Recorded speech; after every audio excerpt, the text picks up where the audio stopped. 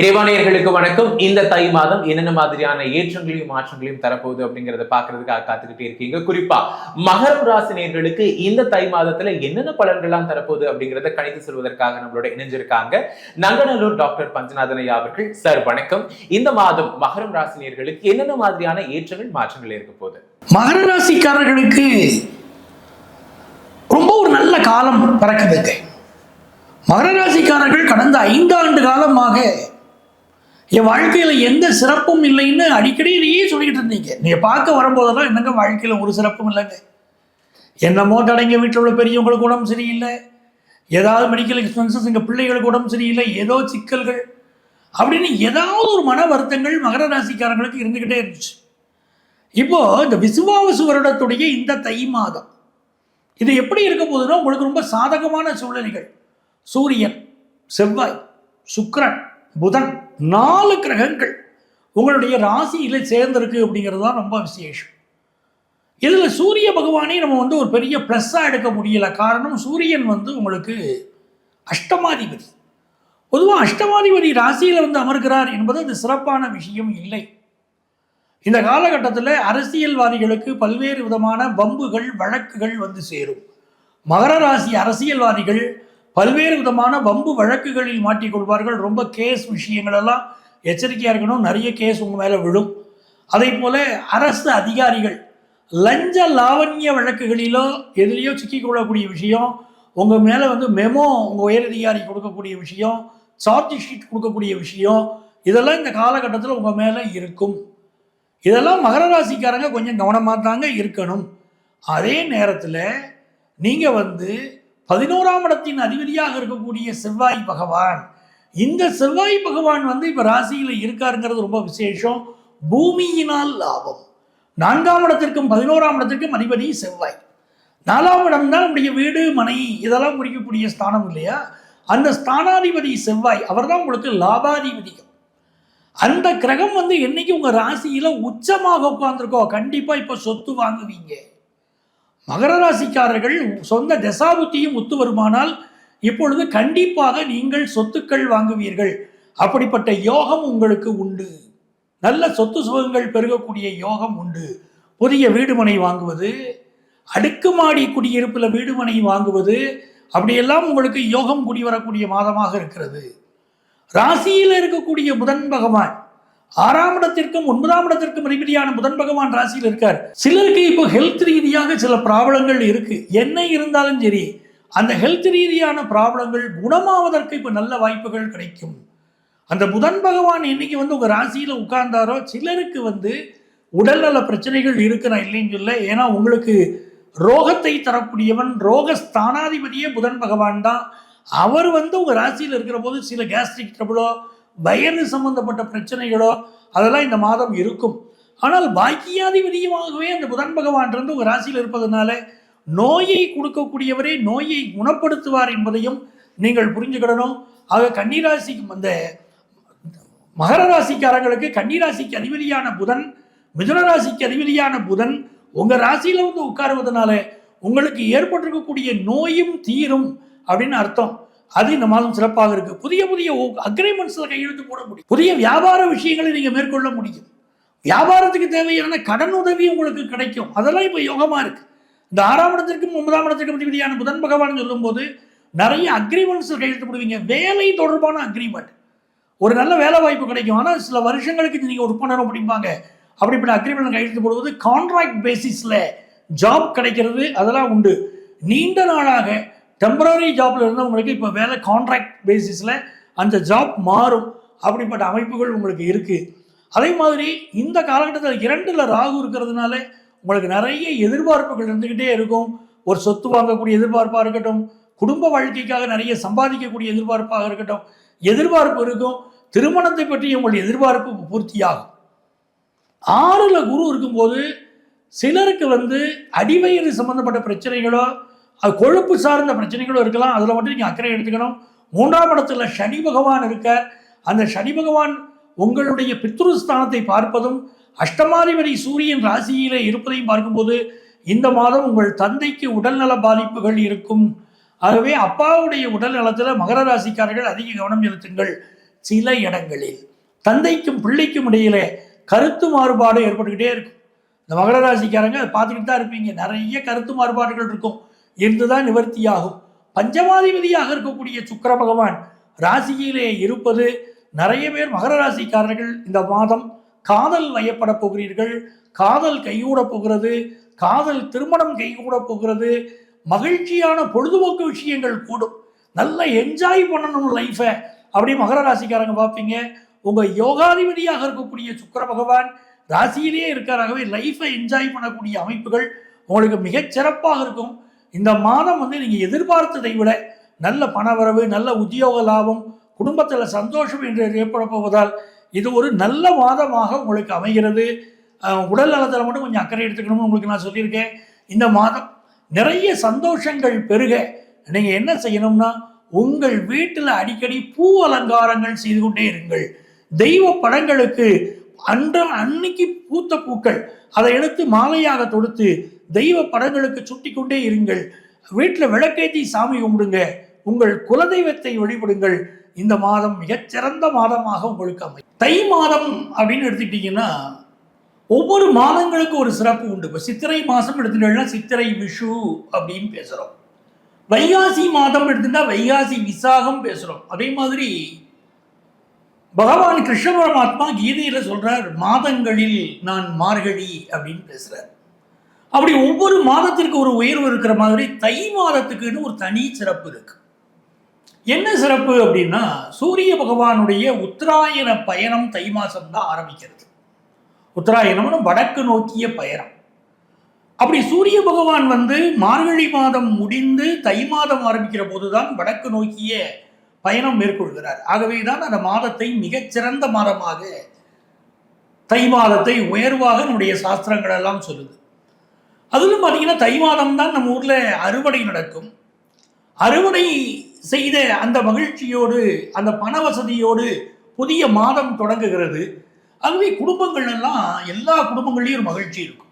தை பிறந்தாச்சுன்னா கல்யாணம், எல்லா வீடுகளிலுமே சொல்லுவாங்க தை பிறந்தா வழி பிறக்கும்னா அர்த்தம் நல்ல கல்யாண செய்தி வரும்னு அர்த்தம். என்னென்ன சுப செய்திகளுக்காக தமிழன் காத்திருந்தானோ அத்துணை சுப செய்திகளையும் தாங்கி வரக்கூடிய மாதம் தை மாதம். அதுதான் மிக முக்கியமானது. அப்படி தை மாதம் ஒரு கல்யாண விஷய பேச்சுவார்த்தையை தொடங்குவா, அறுவடையை செய்கிறார்கள் தை மாதம். அப்படி தை மாதம், மாசி மாதம், பங்குனி மாதம், சித்திரை மாதம், இதிலெல்லாம் பார்த்தீங்கன்னா நல்ல கல்யாண விஷயங்களை கொண்டு வராங்க. நீங்கள் பார்த்தீங்கன்னு தெரியும், முருகப்பெருமானுக்கு அது மாதிரி பெரிய தெய்வங்களுக்கெல்லாம் பங்குனி மாதம் திருக்கல்யாணம் வைப்பார்கள். இதெல்லாம் இந்த அடிப்படையில் தான் ஆரம்பிக்கிறது. தை மாதம் பிறந்தால் எல்லா நன்மையும் பிறக்கும் அப்படின்னு அர்த்தம். இந்த மாதத்தில் என்ன ஒரு சிறப்பு அப்படின்னு நம்ம பார்க்குற போது, இந்த மாதத்துடைய கிரகநிலைகளை பார்க்கணும். இந்த தை மாதத்தில் எப்படி கிரகநிலைகள் இருக்குன்னா, மிதுன ராசியில் குரு பகவான் விட்டிருக்கிறார். அற்புதமான பலன்களை தரக்கூடிய சுபக்கிரகம் சொல்றோம் இல்லையா, அந்த சுபக்கிரகமாகிய இயற்கை சுபராகிய குரு பகவான் மிதுன ராசியில் இருக்கார். அதே மாதிரி சிம்ம ராசியில கேது பகவான் இருந்துருக்கார். மகர ராசியில 4 கிரகங்கள், சூரியன், சுக்கிரன், செவ்வாய், புதன், இந்த 4 கிரகங்கள் மகர ராசியில் இருக்காங்க. கும்பராசியிலே ராகு பகவான், மீன ராசியில சனி பகவான். இதுதான் கிரகநிலை. சந்திரன் டெய்லி மாறக்கூடியவர். அப்போ இந்த கிரகநிலைகளை பேஸ் பண்ணி தான் இந்த தை மாத பலன்களை நம்ம ராசிக்கு நான் சொல்ல போறேன். நம்ம ராசிக்கு என்ன பலன், என்ன நன்மை நடக்கும், என்ன பரிகாரம் பண்ணணும் அப்படிங்கிறதெல்லாம் உங்களுக்கு நான் விளக்கமாக சொல்ல போறேன். அதுக்கெல்லாம் அடிப்படை இந்த பிளானட்டரி பொசிஷன் தான். அதுவும் ஜனவரி மாதம் 15ஆம் தேதின்னு ஆங்கில மாதத்தை ஒரு ஞாபகத்துக்காக சொல்றோம். தை மாதம் பிறப்பது ஆங்கிலத்தில் ஜனவரி 15ஆம் தேதி. அன்றைக்கு தான் பொங்கல் பண்டிகை.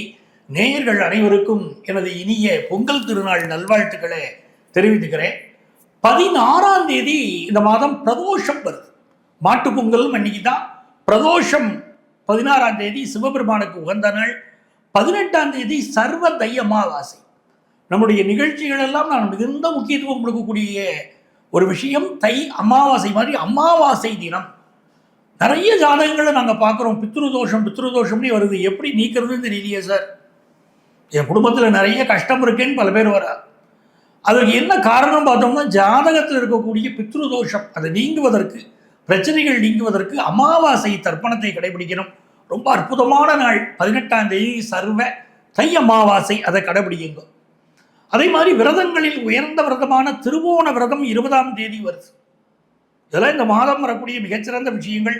25ஆம் தேதி ரத சப்தமி, பீஷ்மர் முக்தி அடைந்தார் அப்படின்னு சொல்றோம் இல்லையா, ரத சப்தமி, பீஷ்மாஷ்டமிலாம் அடுத்தடுத்த நாட்கள் அப்படி வந்துடுது. பிப்ரவரி மாதம் 1ஆம் தேதி அது தைப்பூசம், முருகனுக்கு ஒரு நாள் திருநாள் இல்லையா, அது அற்புதமான நாள் தைப்பூசம். அன்னைக்கு விரதம் இருந்து முருகப்பெருமானை வழிபடுவது இந்த தை மாதத்தில் எல்லா நல்ல பலன்களையும் தரும். விநாயகப் பெருமானை வழிபடக்கூடியவர்களுக்கு 5ஆம் தேதி சங்கடகர சதுர்த்தி. அந்த சங்கடகர சதுர்த்தி வழிபாட்டை மேற்கொள்ளுங்க. உங்கள் வாழ்க்கையில் என்ன தடைகள் இருந்தாலும் அது விலகும். மிக முக்கியமாக நீங்கள் இந்த தை பிறந்தால் வழி பிறக்கும் கேட்டதில் மிக முக்கியமாக இன்னொரு சமாச்சாரம் சொல்லணும். பிப்ரவரி மாதம் நமக்கு ஜனவரி 15 பிப்ரவரி 15 வரைக்கும் இந்த தை மாதம்னு சொல்கிறோம். அதில் ஜனவரி மாதம் 17ஆம் தேதி காணும் பொங்கல். முதல்ல நம்ம சொல்லக்கூடியது தை பொங்கல் சொல்கிறோம், அப்புறம் மாட்டு பொங்கல் பேசுகிறோம். 17ஆம் தேதி காணும் பொங்கல், ஒருவரை ஒருவர் காணக்கூடிய நாள். எங்கள் வீட்டில் பொண்ணு இருக்குது, உங்கள் வீட்டில் பையன் இருக்கா அப்படிங்கிற மாதிரி திருமணத்திற்காக ஒரு அறிமுகமாக கூட காணும் பொங்கல் ஒரு காலத்தில் நம்முடைய பாரம்பரியத்தில் இருந்திருக்கு. இன்னைக்கு மேட்ரிமோனியல் வெப்சைட்லாம் நிறைய வந்துருது. அந்த காலத்தில் ஒருவரை ஒருவர் தெரிந்து கொள்வதற்கு, ஒரு குடும்பத்தில் வயது வந்த பெண் இருக்கிறாள், பையன் இருக்கிறான்னு தெரிந்து கொள்வதற்கெல்லாம் இந்த காணும் பொங்கல் பயன்பட்டது. அவ்வளவு அற்புதமான மாதம். இப்போ நம்ம ராசிக்கு இந்த மாதம் என்ன பலன்கள், என்ன பரிகாரங்கள் பண்ணணும்னு உங்களுக்கு சொல்லிட்டேன். நிறைய நண்பர்கள் கேட்குறீங்க, சார் தோல் நோய்கள் நிறைய இருக்குது, இதை நீக்குவதற்குரிய நாட்கள் அப்படின்னு இந்த மாதத்தில் எது சிறந்த நாள் அப்படின்னு கேட்குறீங்க. மருத்துவத்திற்கு, குறிப்பாக தோல் நோய் சம்பந்தப்பட்ட பிரச்சனைகள் தீர்வதற்கு இந்த மாதம் முதல் 3 நாட்கள், தை மாதத்துடைய 1, 2, 3 நாட்கள், இந்த 3 நாட்கள் மிகச்சிறப்பான நாட்கள். இந்த நாட்களில் தோல் நோய்க்கு மருத்துவம் எடுத்துக்கொண்டால் அற்புதமான தீர்வு கிடைக்கும். தோல் நோய் மருத்துவர்கள், டெர்மட்டாலஜிஸ்ட்னு தெரிஞ்சுக்கோங்க. இது உங்களுக்கு வரக்கூடிய உங்களுடைய நோயாளிகளுக்கு குணமாவதற்கும் அற்புதமான நாட்களாக இந்த 3 நாட்கள் இருக்குது. அதை கிரக நிலைப்படியும் சரி, அந்த நாளுடைய திதிப்படியும் சரி எல்லாம் மிகச்சிறப்பாக அமைகிறது.